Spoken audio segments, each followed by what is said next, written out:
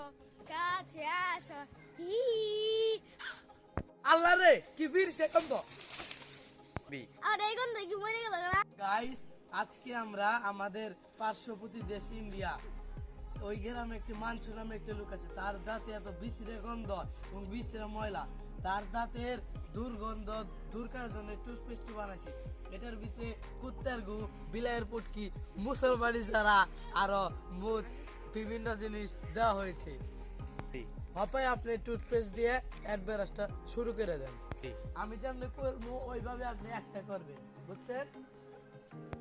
কাছে আসো হি এখন আমি যে যেমন করছি এটা আপনি এমনি করবেন বুঝছেন আসো কাছে আসো হি আল্লাহ রে কি বীর সেকন্দ আর এই গন্ধ কি মরে গেল না